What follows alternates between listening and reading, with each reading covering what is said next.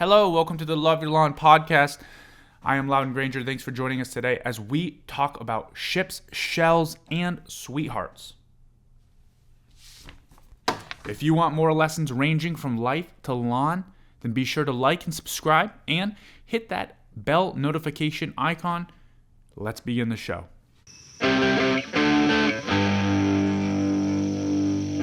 All right, today we're talking about comfort zones. You cannot live with them and you can't live without them. They're natural. And I'm not talking about places that you go to get comfortable, like the spa or your bedroom where you want some isolation. I'm talking about our social comfort zones. They're truly embedded in who we are, okay? Everyone has them, but they're not always a good thing, okay? We need to push outside of our comfort zones if we want to grow. We need to expand the borders of what we know and what we feel comfortable with if we want to grow as an individual. I'm not sure if you're familiar with the hermit crab. Like, listen, the hermit crab is born without a shell, okay? It's just a little soft creature. The hermit crab is actually kind of a strange looking creature. If you Google image of hermit crab without their shell, they're kind of like an eerie, strange looking creature. They're very unique, that's for sure. But anyways, it's born without a shell.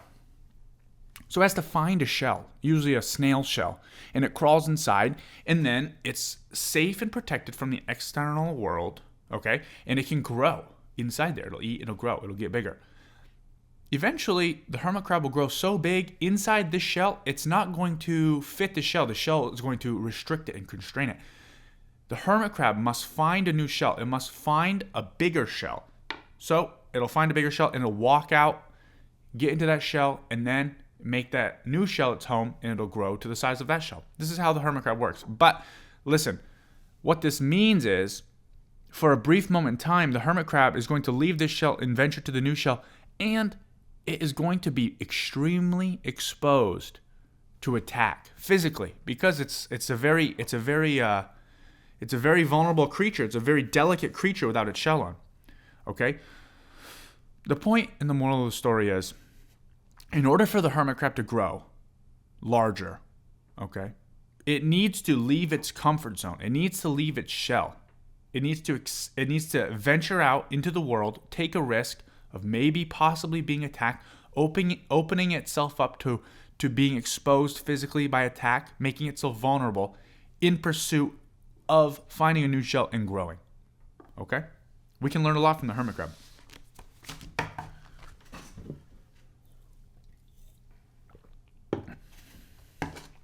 A ship in harbor is safe, but that's not what ships are built for.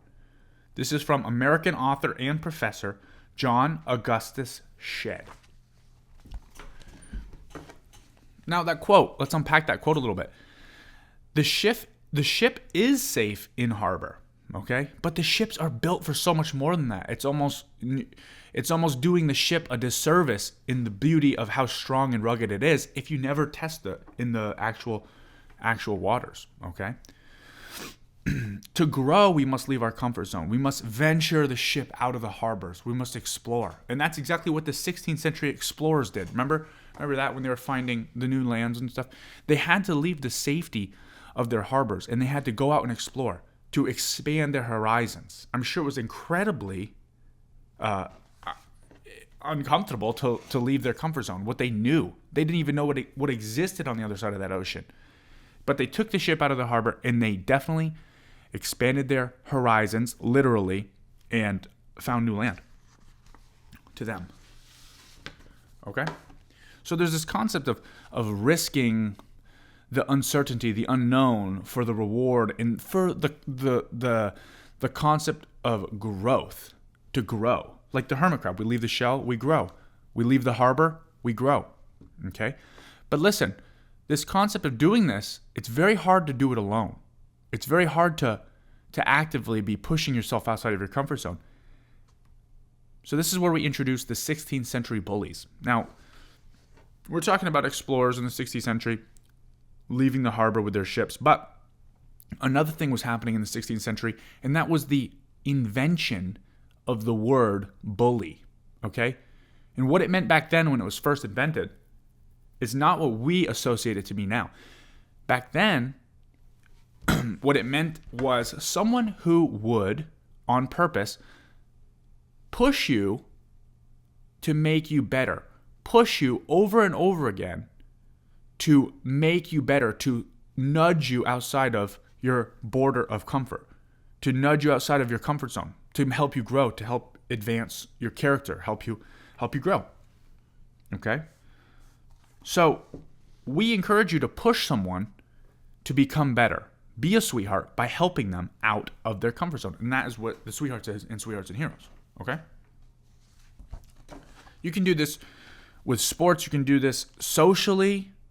And you can also do this with even schoolwork, too. You can push someone to be better with their school, like getting their homework done, paying attention more, striving for growth in their in a certain channel of their life. So by helping others, you strengthen a core human skill of relationship skill building. Okay, if I have someone who I push forward and I help them, our bond is going to be something very, very special. Okay, we're going to have a bond. We're helping each other. Also, my ability for social awareness is going to go up as well because I can recognize what they need help with, and I can mindfully push them in that direction. I can gradually increase the resistance, and I can slowly nudge them outside of their comfort zone. Okay? So that's being socially aware. If I was not aware socially of what was going on with them, meeting them where they are now, that would be so hard for me to bully them in the right way, to be their 16th century bully and push them. Okay? So I need to be very mindful about what they need and how to achieve that growth. Stepping out of the comfort zone, your own comfort zone, all right? So if I am aware, I need to have that awareness first. Okay? I need to know myself and know, hey, I'm very resistant when it comes to making myself vulnerable, pushing myself outside of my comfort zone, coming out of my shell when it comes to maybe playing sports. Okay, I want to be athletic. I just don't want to look stupid. I don't want to look silly in front of my peers. But if I'm aware of that, then I can then manage myself and say, you know what? I'm actively going to choose to push myself outside of that comfort zone in that regard. Okay? So perhaps there might be an area in your life worth venturing out of your comfort zone. And that's going to take definitely some awareness at first to decide that. And then what you do about it, self-managing. I will say one thing though. It is definitely hard to stay in your shell on this next activity. Okay? This student created activity called LYL Battles. Okay, and check it out. Kicking it over to our youth leadership director, Mr. Pat Fish. He'll explain it. Take it away, Pat. Up next, we have LYL Battles, named after the two students that actually created this activity. Okay, so we're gonna all go around and do a 2-beat dance move. Like mine is always, and Brooks is that. Okay, so we're gonna go around and everybody's gonna do their dance move, and then after they do their dance move, everybody else is gonna do it, and you have to try and memorize it. So mine is, and then all of you guys do it. Mine is, and then yours. That was, wait, 2 beats? Oh, so I was that was Drew's. 4. So just, So it'd just be back. okay, and then yours. Okay, and then yours. So we're gonna play the song, and the first time you go around, I'll start it. You have to do your dance move, and then the person to your left. Just for the first time. So we're gonna go around, and then you do your dance move. So I'll go, and then do Brooke's dance move. And then Brooke has to do hers, and then Zach's dance move.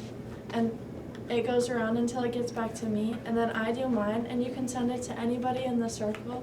So if I were to do mine and then send it to Miss Pearson, and then she can do hers and then send it to anybody else. But if you mess up or you're offbeat, you're out.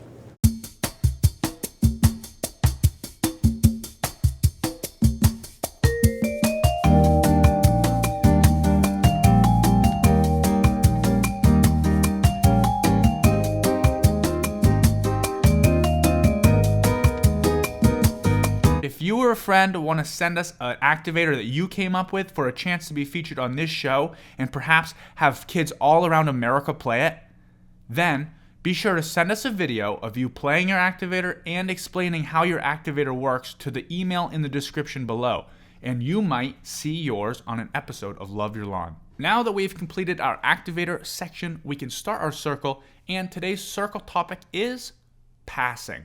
Okay? So you ask yourself, what is passing? Now remember, passing is our third guideline. It is okay to pass, referring to when I get to talking piece, it's okay if I don't share anything, okay? It's okay. And why is it okay? Well, it's okay because if I'm the weaver of this circle, I want to make sure that everyone feels like they have control of themselves. They can determine if they want to share or if they don't want to share. Remember, in circle, we are not forcing, but we are forging a healthy bond across all of our peers, our social network here. And if I were to force someone to talk, I'm basically removing their choice, their autonomy, their decision-making about themselves and forcefully taking it from them. I'm forcefully prying them out of their shell. That's not a 16th century bully. That's not. That is just removing the dignity from them, okay? We want them to feel safe. Okay? Imagine a hermit crab in its shell and forcefully ripping the hermit crab out of its shell and bringing it into the exposed. That is not how you cultivate growth. That hermit crab is going to retreat in its shell. All right? What you will do is, if you build this network and this understanding, like this is a safe environment, the hermit crab will come out of its shell and seek out growth. Okay? And basically how this works is, by allowing people to pass, you're allowing them to choose their own tempo of growth is what you're doing. But I will say, as the weaver, a little tip that we like to use is if you want to help expedite this or help demonstrate that this environment is safe and we can trust and we can come out of our shells here, then if you as the weaver authentically come out of your shell and lead by example and show, hey, this environment that we're in, there is no attack. Emotionally, physically, psychologically, there's no attack here. I can be myself. I can come out of my shell. And while I'm out of my shell, I can seek out growth, sharing what I have to share. I can pass if I want to. Totally fine. But by demonstrating that I don't need to pass, I'm safe to share what I want to share, that is how you can kind of help foster this mentality of growth and stepping out of your shell amongst your circle. So as a weaver, give that a try. And that will close our circle portion of the show for today.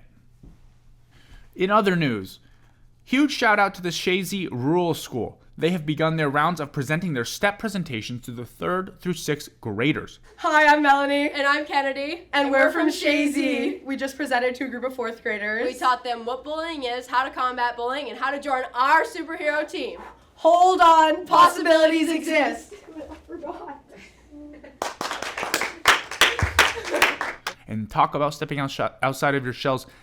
This story is completely about pushing yourself and being sweethearts for your team and helping each other expand and grow by venturing outside of your comfort zone and making history in the process. Yesterday, history was made because the 2 young ladies that presented did a phenomenal job. Sophie and Izzy put on a great presentation.